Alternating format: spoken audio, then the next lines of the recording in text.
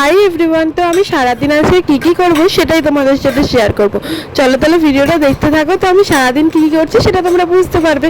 তো প্রথম থেকেই শুরু করছি। প্রথমে সকালবেলা ঘুম থেকে উঠে এখন চলে এসেছি টিফিন বানাতে। তো ব্রাশ ট্রাশ সবই আমার কমপ্লিট হয়ে গেছে। তো প্রথমে আলু কেটে নিয়েছি। তো আজকে বানাচ্ছিলাম পাস্তা। তো পাস্তা বানানোর সময় তো আমি পাস্তাটা প্রথমে সিদ্ধ করে নিয়েছি, তারপর আলুটাকে ভেজে নিয়ে পাস্তাটা দিয়ে মশলা দিয়ে রেডি হয়ে গেছে। তো আমি খুব সিম্পলভাবেই পাস্তা বানিয়েছিলাম সকালবেলা। আর এইভাবে পাস্তা খেতে আমার খুবই ভালো লাগে, আর বানানোটাও খুব তাড়াতাড়ি হয়ে যায়। আর তোমরা ভাবছো হয়তো আমি এরকমভাবেই সবসময় পাস্তা খাই, তো এরকম কিছুই না। আমি ডিম পেঁয়াজ দিয়ে যেমন নর্মাল বানানো হয় ওইভাবেও খাই, আবার এইভাবেও খাই। খুব অল্প সময় যখন বানানোর হয় তখন এইভাবে খাই, আর এইভাবে খেতে আমার সত্যি খুবই ভালো লাগে। আর পাস্তা তো এখন একদম পুরো কমপ্লিটই হয়ে গেছে। তারপরেই আমার একটু পড়ার কাজগুলো করছিলাম। আর সবার খাওয়া দাওয়া কমপ্লিট হয়ে গেছে, কারণ আমি একটু লেট করে টিফিনটা খাচ্ছিলাম। যদিও বানানো হয়ে গেছিলো, কিন্তু তাও আমি যেহেতু তোমাদের বললাম না যে আমি একটা কাজ করছিলাম, তো সেই কারণে আমি একটু লেট করে টিফিন করেছি।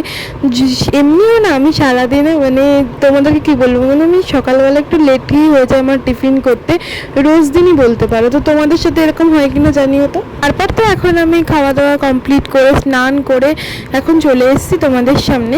তো আজকের আমি মেখেছিলাম হিমালয়ের tan remove orange pin of mask, তোমরা দেখতেই পাচ্ছ। তো এই যে এইটা আমি মুখে মেখে নিয়েছি। তো এটা মাখার সময় আমাদেরকে ভিডিও করলে হয়তো ভালো হতো, তো ভিডিওটা আমার করা হয়নি। তো এটা নতুন, আমি ফার্স্ট টাইম ইউজ করছি। তো খুবই ভালো বলতে পারবো, মানে ঠিকঠাক এরকম। আমার তো এরকমই লাগলো। তোমরা যদি কেউ এটা ব্যবহার করে থাকো তো রিভিউটা কেমন আমাকে অবশ্যই কমেন্ট করে জানিও।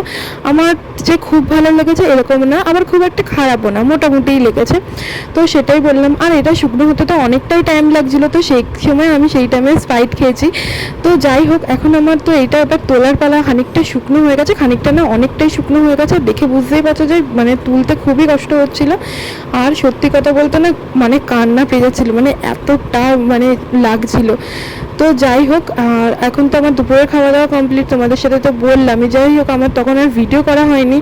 তো আমার টিফিন করতে দেরি হলেও জানো তো, মানে দুপুরের খাওয়া দাওয়ার টাইমটা একদম ঠিকঠাকই থাকে। মানে আমাদের বাড়িতে যেই টাইমে সবাই মিলে একসাথে খাই সেই টাইমেই খাওয়া হয়। শুধু টিফিনটার টাইমটাই আমার একটু আগো পিছু হয়ে যায়, কারণ দুপুরবেলা খাওয়া দাওয়া না সবাই একসাথে করে বসে করলেই বেশি ভালো লাগে। আমার তো এটাই মনে হয়। তোমাদের কি মনে হয় অবশ্যই জানিও। তো আজকের দুপুরে আমাদের ইলিশ মাছ হয়েছিল, তো সেইটাই তোমাদের সাথে শেয়ার করলাম। তো এইটা দিয়ে তো খাওয়া দাওয়া হয়ে গেছিলো। যাই হোক, তারপরে তোমাদেরকে শেয়ার করলাম।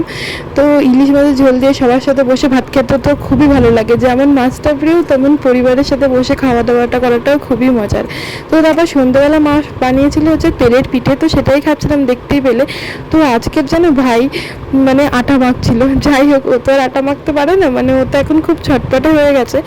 তো সেই কারণে দিদা আটা মেখে রেখে দিয়েছে, আর ও মাখবে বলে খুব বায়না করছিল। আজকে যেহেতু ভাই আটা মেখেছিল, তাই রুটিগুলো খেতেও না আজকে ভীষণ টেস্ট হয়েছিল।